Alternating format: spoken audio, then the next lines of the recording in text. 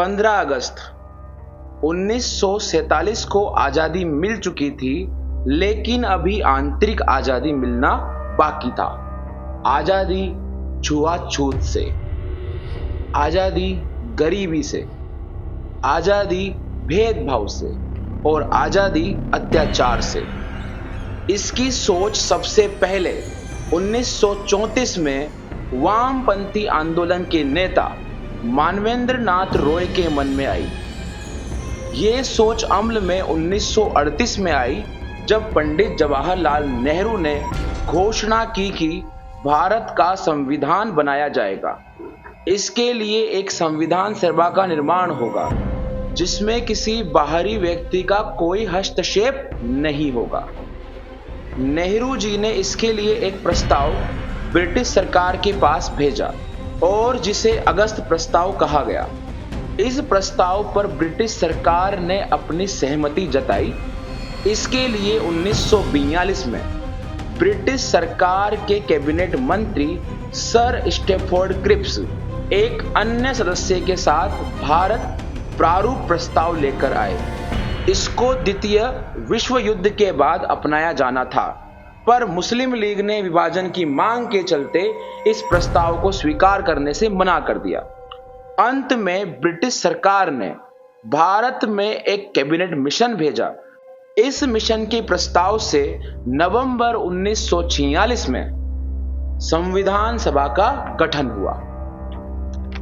संविधान सभा में कुल सदस्यों की संख्या 389 होनी थी, जिसमें से 296 सीटें ब्रिटिश भारत की थी, यानी कि 292 सदस्यों का चयन 11 गवर्नरों के प्रांतों और 4 का चयन मुख्य आयुक्तों के प्रांतों से किया जाना था। संविधान सभा के लिए चुनाव जुलाई-अगस्त 1946 में हुआ, जिसमें से 296 सीटों में से 208 कांग्रेस को, 73 मुस्लिम लीग को और 15 अन्य सदस्यों को मिली। लेकिन इस चुनाव में देसी रियासतों की 93 सीटों ने भाग नहीं लिया। संविधान सभा की कार्य प्रणाली। सभा की पहली बैठक 9 दिसंबर 1946 को हुई, लेकिन पाकिस्तान बनाने की मांग के चलते मुस्लिम लीग ने सभा का बहिष्कार किया। इस सभा में 207 सदस्य उपस्थित थे। फ्रांस की ही तरह संविधान सभा का अस्थायी अध्यक्ष सबसे वरिष्ठ व्यक्ति डॉक्टर सच्चिदानंद सिन्हा को बनाया गया, परंतु अस्थायी से काम कहां चलता है। इसके लिए 2 दिन के बाद 11 दिसंबर 1946 को डॉक्टर राजेंद्र प्रसाद को स्थायी अध्यक्ष बनाया गया तथा 25 जनवरी 1947 को एच.सी. मुखर्जी को संविधान सभा का उपाध्यक्ष बना दिया गया। सभा को 2 उपाध्यक्ष की जरूरत लगी, इसीलिए 16 जुलाई 1947 को वीटी कृष्णमाचारी को दूसरा उपाध्यक्ष बनाया गया। 13 दिसंबर 1946 नेहरू जी ने उद्देश्य प्रस्ताव पेश किया, जिसे 22 जनवरी 1947 को सभी ने स्वीकार कर लिया। धीरे धीरे देसी रियासतें भी संविधान सभा में शामिल होने लगी और 28 अप्रैल 1947 तक 6 राज्यों के प्रतिनिधि शामिल हो गए। भारतीय स्वतंत्रता अधिनियम 1947 ने सभा की स्थिति में 3 परिवर्तन किए। पहला, सभा को पूरी तरह संप्रभु निकाय बनाया गया। सभा एक विधायिका बन गई। मुस्लिम लीग अलग हो गई, जिसके वजह से अब सीटों की संख्या 389 से घटकर 299 हो गई, यानी कि 229 भारतीय प्रांतों की और 70 देसी रियासतों की। मई 1949 में भारत का वेरिफिकेशन राष्ट्रमंडल में हो गया और अन्य काम जैसे 22 जुलाई 1947 को राष्ट्रीय ध्वज अपनाना, 24 जनवरी 1950 को राष्ट्रीय गीत तथा राष्ट्रीय ज्ञान को अपनाना, डॉक्टर राजेंद्र प्रसाद का 24 जनवरी 1950 को ही भारत का पहला राष्ट्रपति बनाना, संविधान निर्माताओं ने 60 देशों के संविधानों पर विचार करके तथा 114 दिनों में संविधान का प्रारूप तैयार किया। संविधान के निर्माण में कुल 2 साल 11 महीने और 18 दिन का समय लगा तथा 64 लाख रुपए का खर्चा आया।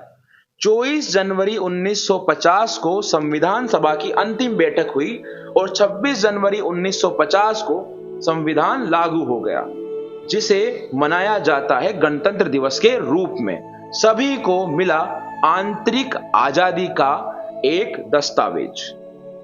संविधान निर्माण में कुल 8 बड़ी समितियां, मुख्य रूप से प्रारूप समिति तथा अन्य छोटी छोटी समितियां बनी।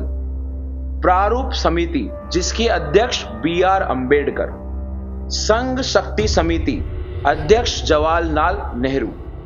संघीय संविधान समिति, अध्यक्ष जवाहरलाल नेहरू। प्रांतीय संविधान समिति, अध्यक्ष सरदार पटेल।